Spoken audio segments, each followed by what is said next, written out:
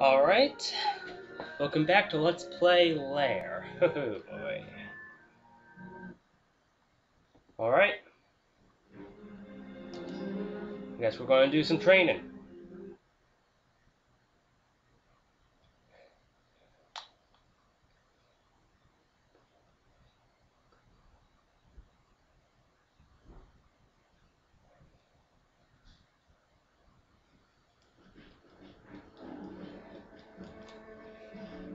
Start off with the basics.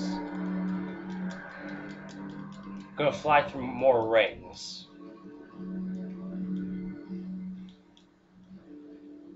And suddenly this game becomes less of Rogue Squadron with dragons and more of Superman 64 with dragons.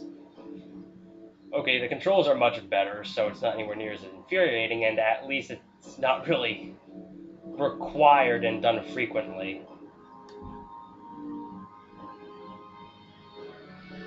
But I have to say, Superman 64, the hate does go a little extreme for that game too. I mean, flying through rings isn't all you do, it's just a lot of what you do at the beginning. On normal and hard, and on the easy mode, it's, you don't have, the rings disappear. That's never really talked about because people just want to go like, the rings, they're terrible, I hate them, they killed my mother, no, not the rings, no, they'll eat your pet corgis next. Yeah. Something I find interesting about these the extra flight courses in this game is that they really get you gliding more, seeing as the weather conditions are a bit more windy, and therefore if you continuously flap your wings, you lose precision, which doesn't usually happen in the game. Actually, it never really happens in the game, but yeah. Does here. So it really gets you used to the controls very well by putting you through more than what you'd have to face in the game. So, though it's not that hard. So, yeah. All right. And plus we have our handy brakes. Whoop.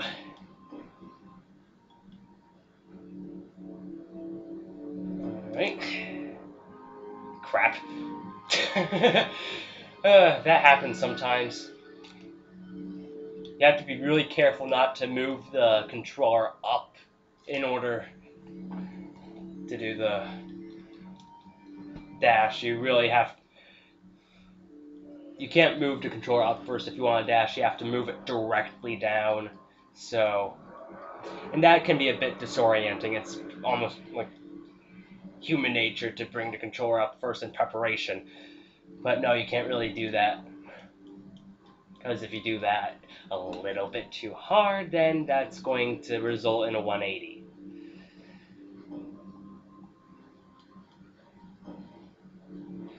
So yeah, like, I can understand someone having problems with that aspect about having to be so precise in order to get certain moves down. But it's really remembering specifically how to do them. And therefore, I really don't see it's as bad as many people make it out to be. But yeah, that's the main thing that makes the controls take a little bit of time to get used to. I mean, what the steering, it's really, really good. And apparently that was the easiest thing for Factor 5 to do. Apparently, all the extra gestures and everything else, I mean, that was apparently very hard to do. And so, quite frankly, I really respect the amount of effort they put into this game, not just that aspect. I mean, like it, but the whole game is just really well done, very well programmed. Not perfectly programmed, but no game is. So you really can't be too angry about that, or whatever.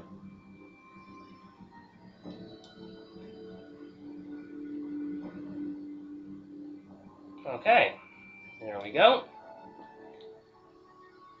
Now with all that flight practice, you're probably bored to tears by this point. Well, thank God for the combat. Yep, here we go. I love the music here.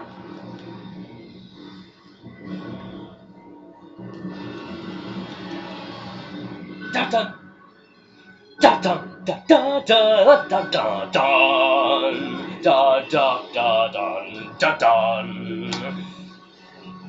God, that's epic.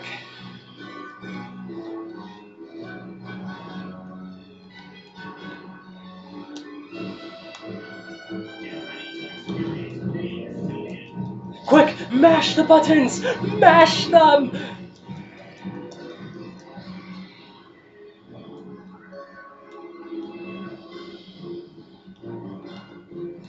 Oh, here we go. Takedown moves. Yeah. Alright.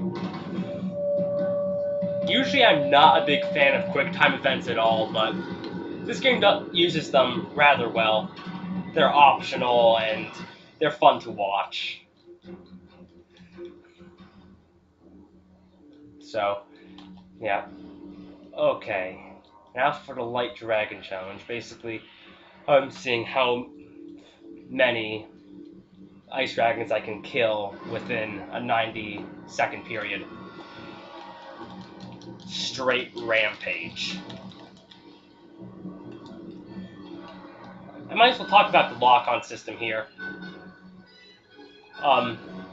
You point at your enemies or your target beforehand, a white circle will appear around the target you're pointed at, then you press L1 and R1, and the circle will become red. You'll follow the enemy and you can attack it in various ways. You can shoot them down a fire, you can ram into them, you can go into the fighting mode. That's usually with the bigger, stronger dragons.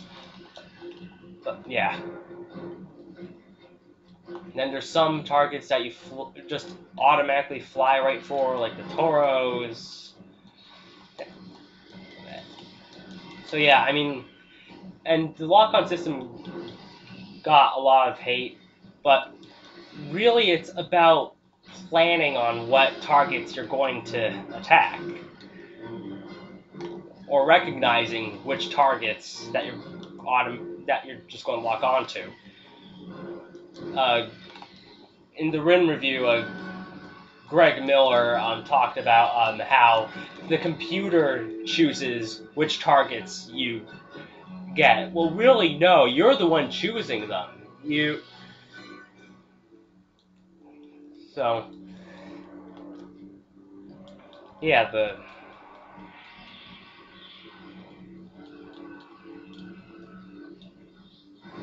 quite frankly, the only time I really find the controls to be a bit annoying is when you're locking onto a ballista gun. After it's already destroyed, you'll still fly right for it, and even if you throw it away, sometimes you'll still lock onto it for some stupid reason. Again, that's the one area where the lock-on system does annoy me.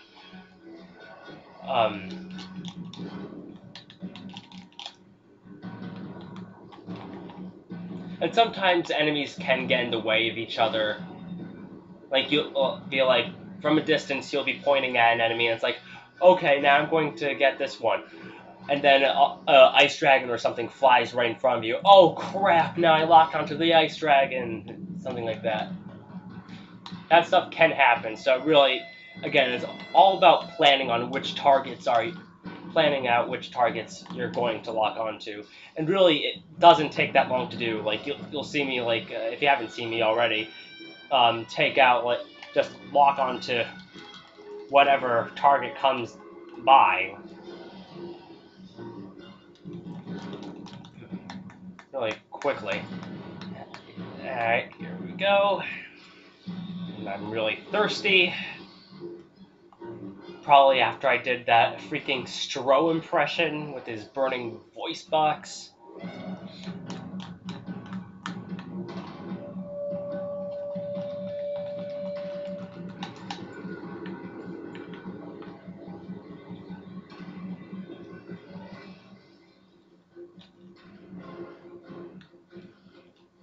Alrighty.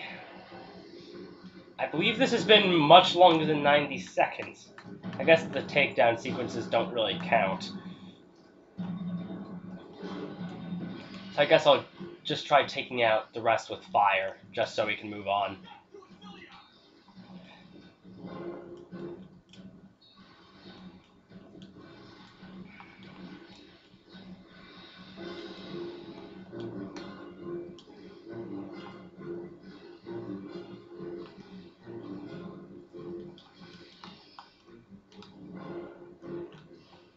Alright, here we go.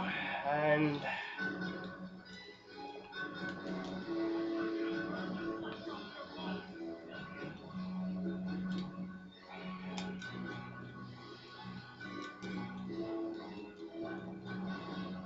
Alright.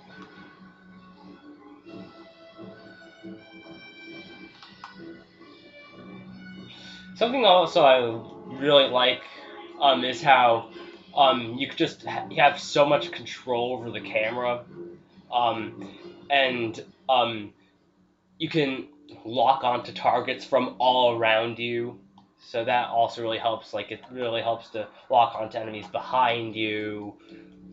Because if you've played the Rogue Squadron games, especially the ones on GameCube, you'll remember you probably have memories of being chased down by TIE fighters and how annoying that can get sometimes. And okay, this song plays in the 7th mission, like around halfway through the game, and it's amazing. This is one of my favorite songs from any video game. And I'm not sure if we're going to be able to hear the whole thing right now. Probably not. But it's amazing. Just look up Firestorm on YouTube. Lair, Firestorm. I mean, it's just amazing. It's an amazing song.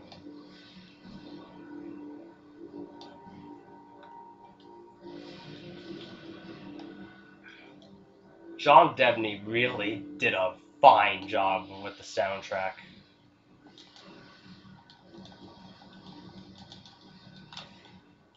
Looks like you can't take down the trebuchet that way, like you can in Blood River. Ugh, crap.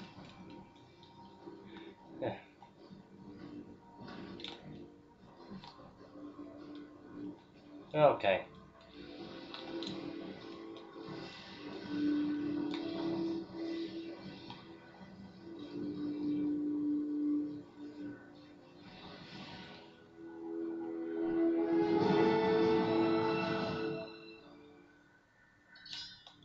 Turning everything else down so you can hear the epicness, although the pause kind of interrupted the lead.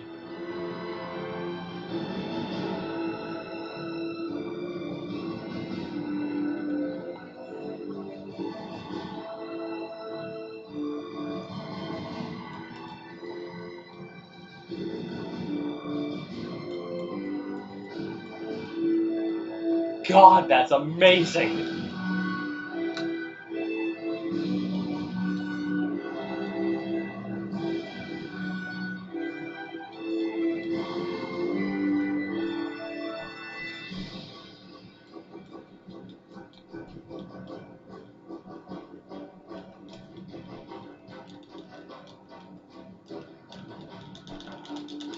Alright.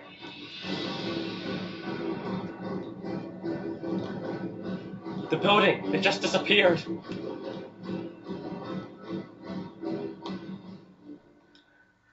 Alright, time to turn everything else back up.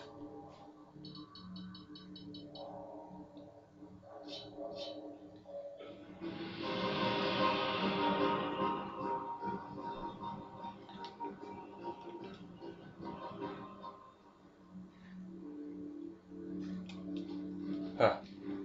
I actually think it's dinner time for me. So, I guess I'll pause